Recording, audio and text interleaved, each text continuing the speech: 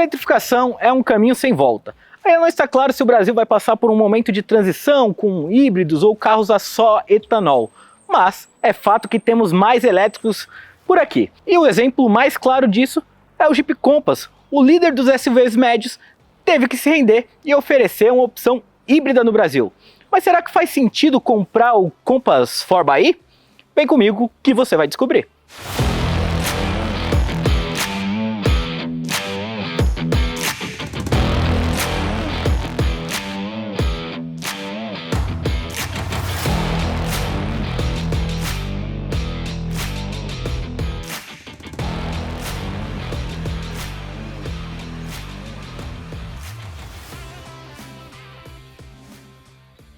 Bom, antes de mais nada, eu preciso me apresentar. Sou Renan Rodrigues, novo jornalista aqui da Mob Auto. Vou me juntar à equipe aí do Leonardo Félix, da Camila Torres, que vocês já conhecem, para a gente trazer novos formatos, novos conteúdos, tudo isso para vocês. Então não esquece de se inscrever aqui no canal e ativar o sininho para não perder nenhum desses conteúdos. Outra novidade que eu preciso anunciar para vocês é o Ranking Mob Auto. O que é isso? Como assim? Ranking, etc. Todo carro que passar pelo Mob Avalia, e só pelo Mob Avalia, nós daremos notas para eles em alguns critérios técnicos, outros mais subjetivos que variam aí de acordo com o jornalista, para que no final do ano, no final do semestre, a gente ainda não definiu a periodicidade, a gente apresente para vocês qual carro está melhor ranqueado. Esse, por exemplo, é o Jeep Compass 4xe, ele é híbrido, então ele entrou na categoria de carros híbridos até R$500 mil. A gente definiu esse teto para trabalhar melhor aí no caso de carros híbridos. Então, a gente dará notas aí de 5 a 10, e no final aí a gente compara com outros modelos. Quer ver um exemplo prático disso? Esse Compass aqui ele faz até 25 km com litro de gasolina na cidade. Isso quer dizer que na nossa média aqui, que a gente vai te apresentar um pouquinho mais para frente, considerando aí rodovia, cidade, etc., ele é o segundo melhor consumo dentro dessa categoria de híbridos até R$500 mil. Por isso ele ficou com 9,8, perdendo apenas para o BMW 530e. Acho que deu para vocês entenderem mais ou menos qual é a pegada do ranking, né? Mas qualquer dúvida, manda aqui nos comentários que a gente explica. É isso, agora bora conhecer o Compass 4xe. Bom, visualmente esse Compass híbrido aqui ele se diferencia muito pouco do nosso Compass, aí do Compass que a gente já conhece. Os faróis têm projetores aqui diferentes do que a gente acompanha na série S, por exemplo. O logo da Jeep tem um contorno em azul, e essa cor da carroceria aqui, chamada de azul Shad, é exclusiva do Compass híbrido.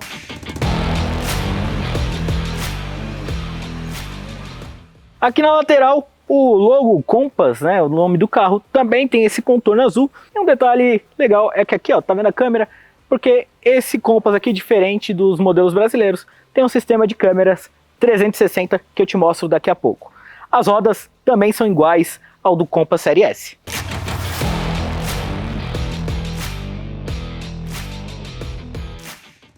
Aqui no porta-malas, de diferente, apenas o logo 4xe e, claro, o contorno azul no Jeep. Quando a gente abre aqui, ele tem 56 litros a menos do que a versão convencional.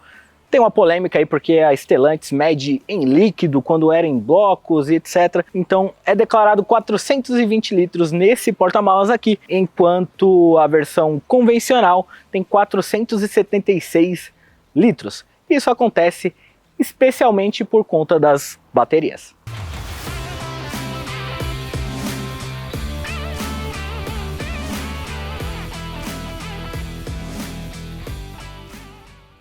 Bom, em termos de espaço, o Compass é igual ao Compass que a gente já conhece, porque ele tem os mesmos 2,63 de entre-eixos. Eu, como sou uma pessoa baixa, tenho apenas 1,70, sobra espaço aqui para mim, de cabeça também, mas uma pessoa um pouco mais alta por conta do teto solar panorâmico pode sentir aqui. Uma das coisas diferentes que tem aqui atrás é o porta-copos que está aqui. Eu acho que não tem isso no modelo nacional. Você tem ainda acesso ao porta-malas por aqui. Você ainda tem saída de ar-condicionado para o banco traseiro, um USB tipo C e um USB tipo A, o convencional, uma tomada e aqui outra tomadinha que você precisa daquele adaptador. Bem completo esse banco traseiro, né?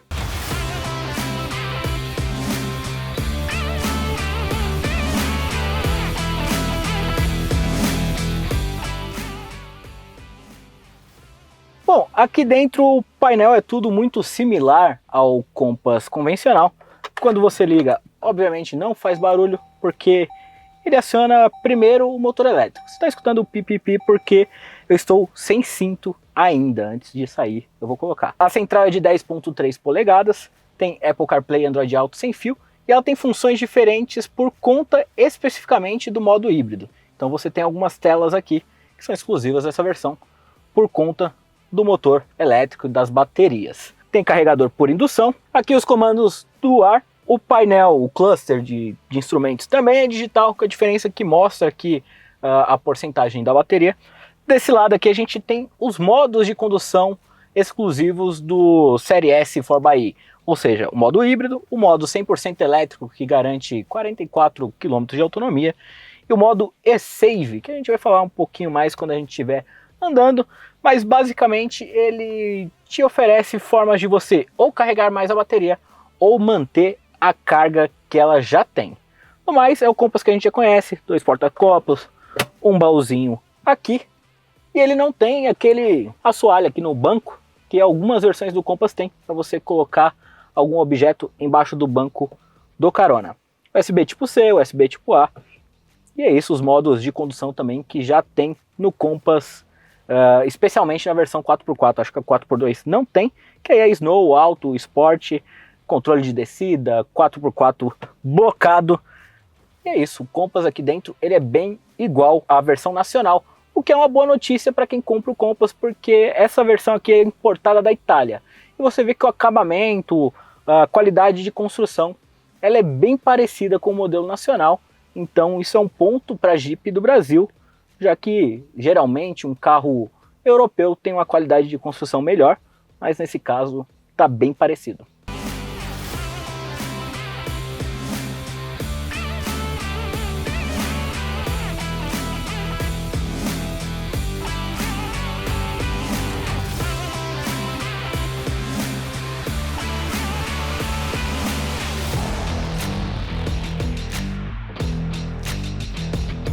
Bom, bora começar o nosso rolê aqui com o Compass 4xe falando de preço, porque é justamente esse o calcanhar de Aquiles desse modelo aqui, é o que derruba a nota média dele aí no nosso ranking. Ele custa 349.990, ou seja, 350 mil. Ele é muito mais caro que um Mini Countryman, também na versão plug-in, muito mais caro que o Tiggo 8 Pro Hybrid plug-in, que a Caoa Chery acabou de anunciar, 80 mil reais mais caro que ele. Então isso acaba derrubando muito porque você está muito próximo de uma área de valores de carros que podem ser considerados de luxo, né? Do BMW Série 3, do próprio X3 e até mesmo do Volvo XC60, que tem versões aí a partir de 389 mil reais. E ele também não se paga em equipamentos em relação ao Série S, por exemplo, a versão Série S convencional, né? Com motor 1.3, porque ele tem a mais a câmera 360 e o som assinado pela Alpine, somente, são os únicos itens a mais em relação ao Série S nacional. Então fica difícil pagar 125 mil reais pensando só no consumo, né? 125 mil reais a mais do que o Série S, pensando somente em economizar combustível. Então fica difícil aí para justificar a escolha dentro da gama do Compass e também dentro da nossa categoria aí de híbridos até 500 mil reais, né? Tem outros modelos aí que fazem mais sentido. Agora, falando de desempenho, o Compass, primeiro que é muito fácil de você se achar aqui no Compass. O banco do motorista é elétrico, então tem muitos ajustes aí para você fazer, para você se achar, enquanto que a direção tem ajuste de altura e de profundidade. Então fica tranquilo de você se encontrar aqui, achar a melhor posição para dirigir no Compass, que é um carro muito confortável. Você vê que toda vez que eu falo aí de conforto, de design, qual aspecto eu estou falando, aparece a notinha aí do nosso ranking e depois a gente soma e faz a média. Um dos critérios que ainda não aparecem é a desvalorização, mas vão entrar aqui no nosso ranking, porque quando a gente tiver mais para frente aí mais dados para recolher, principalmente dos carros que estão sendo lançados agora, a gente vai incluir no nosso ranking também. Mas voltando a falar do Compass em termos de conforto, é um carro muito confortável, mesmo com as rodas de 19 polegadas lá fora, tem um silêncio a bordo muito bom, é muito fácil de você se encontrar, é muito bem acabado, então te traz sensações muito boas ao dirigir. Apesar de ser confortável, eu acho que ele poderia aí ter um ajuste um pouquinho mais fino para filtrar um pouco mais os buracos do solo brasileiro, mas nada que abone, assim, né? Você não vai deixar de comprar considerando um carro duro. Ele não é. Agora, falando em equipamentos, essa versão, lógico, é a topo de linha da gama do Compass, que se baseia nos equipamentos da série S, então ele tem tudo. Tem ACC, tem frenagem autônoma de emergência, tem ligação para emergência caso você sofra um acidente, tem leitor de faixa, tem sensor de ponto cego, então é um carro bem completo. E o sistema 360 acho que faz falta no modelo brasileiro, poderia estar aqui também, porque facilita bastante na hora de você fazer manobras, né, de você conseguir colocar o carro numa vaga e tal, porque tem aquela visão aérea, né? O software te mostra uma versão do carro de cima projetado, né? Pega as imagens de todas as câmeras e projeta esse 3D aí para você ter noção de tudo que está ao seu redor. Falando em desempenho, o Compass 4xe ele é equipado com um motor 1.3 turbo, mesmo que a gente já conhece, só que ele não é flex, né? Então ele rende 180 cavalos somente a gasolina e tem 27,5 kgfm de torque. O motor elétrico tem 60 cavalos e 25,5 kg de torque. A Jeep ela não declara o torque combinado porque o pico de cada motor acontece em momentos diferentes. Então você não tem um pico só para os dois motores, e aí você não tem o torque combinado. Já a potência sim, a potência combinada é de 240 cavalos, o que traz um desempenho muito bom. O câmbio automático de 6 marchas está bem escalonado, trabalha bem com os dois motores e te garante aí um 0 a 100 abaixo de 7 segundos, o que é muito bom para um SUV médio, né? Tá muito bom esse número. Você sente bem o desempenho, você pisa e o carro consegue alternar bem entre o modo elétrico, né, o uso do motor elétrico com o motor térmico. Então você consegue também perceber quando o motor térmico entra, porque te dá um empuxo maior, né, uma força maior ali de arrancada na hora. Então gerencia muito bem, o software gerencia muito bem esse ponto do Compass. Lembra que lá atrás eu te falei que eu ia falar um pouco mais dos modos de condução, principalmente do híbrido, porque algumas coisas me incomodaram um pouquinho neste carro. O primeiro ponto deles é que qualquer configuração que você faça em relação aos assistentes de direção, aos modos de condução híbrido, e-save e tudo mais, eles são zerados toda vez que você desliga o carro. Então você parou na sua casa, desligou, no outro dia você vai precisar configurar qual que você gosta de usar, qual que você não gosta. Eu, por exemplo, não gosto do assistente de permanência em faixa, porque boa parte das ruas brasileiras são mal pintadas, ou a faixa acaba do nada, você tem que ir ali dividindo a faixa e tal, até a fila se acertar, e aí ele é muito intromissivo, acaba puxando o carro para cá, para lá. Eu realmente não curto usar, então toda vez que eu liguei esse carro, precisei vir aqui no painel e desativar o assistente de permanência em faixa para dirigir da forma que eu queria. Então isso é um ponto bem chatinho e que depõe contra aí, né? Poderia ser mais simples de você salvar as configurações do jeito que você gosta de usar. Eu uso o carro por uma semana só. Imagina quem usa todos os dias, quem compra e tem que ficar fazendo isso. Ainda falando aí dos modos, o modo e-save, ele tem uma premissa interessante de você poupar a energia da bateria, ou de você carregar mais a bateria aí, utilizando freio motor, as frenagens e tudo mais. Ou seja, ele não prioriza o uso do motor elétrico. Porém, ele não faz muito sentido.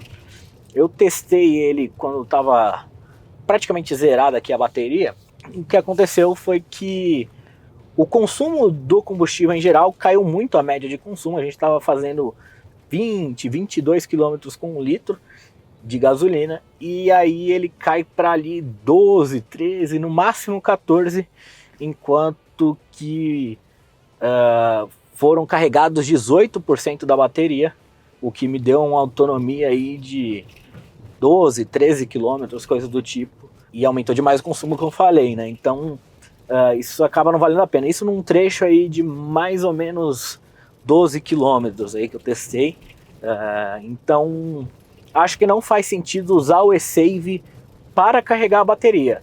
Agora faz muito sentido você sempre carregar a bateria, seja na sua casa, seja num shopping, seja onde você consiga carregar, porque o consumo, como eu estava te relatando, muda muito, né? A gente conseguiu médias muito boas utilizando os dois motores, porque ele está muito afinado aí para quando ele vai usar o motor híbrido, para quando ele vai usar o motor a combustão. Neste momento, por exemplo, estou aqui a 30 por hora e o carro está 100% no modo elétrico, então ele consegue fazer essas alternâncias muito bem e te ajuda muito no consumo. Só assim para você conseguir as médias aí que o Inmetro declara, né, de 25 km com 1 litro. Se você deixar a bateria descarregar e esquecer e não carregar mais, você vai sofrer um pouco sim com o consumo, porque aí não é tão distante assim, não é tão melhor do que a versão a combustão. Mas um ponto importante de te falar: se eu zerar a bateria e tal, vai me dar problema, não vou conseguir usar o modo híbrido. O que acontece? Você vai conseguir usar o modo híbrido sim, porque a bateria ela nunca está totalmente zerada. Como ela regenera a energia dos freios e tudo mais, ela nunca está zerada e ela tem uma espécie de reserva. Porque bateria de íon-lítio, se você zerá-la totalmente, você nunca mais consegue carregá-la. Então, todas as marcas, todos os híbridos, todos os elétricos, eles têm uma reserva de emergência que não aparece para você no painel, que você não consegue utilizar, mas ela está ali guardada para que a sua bateria não estrague e você tenha que trocar de bateria, e é um custo bem significativo, né? É isso, estamos chegando ao final do Mob Avalia, do meu primeiro Mob Avalia. Espero que você tenha gostado. Então vou pedir já um favor para você se inscrever aqui no canal, deixar o seu like e também mandar para todo mundo que curte carro, todo mundo que tá em dúvida entre comprar um híbrido e tudo mais, porque é isso que conta pra gente. E ativa o sininho, porque a gente vai fazer muito conteúdo, vai ter muita coisa nova esse ano. Para finalizar, aí na tela tá aparecendo aqui em cima os critérios técnicos comparados com outros carros híbridos até 500 mil reais. E embaixo são critérios mais subjetivos, que aí o jornalista que estiver testando é quem vai dar a nota. Beleza? Mas claro, se for alguma dúvida, manda aqui embaixo que a gente está de olho. Um abraço, até o próximo vídeo.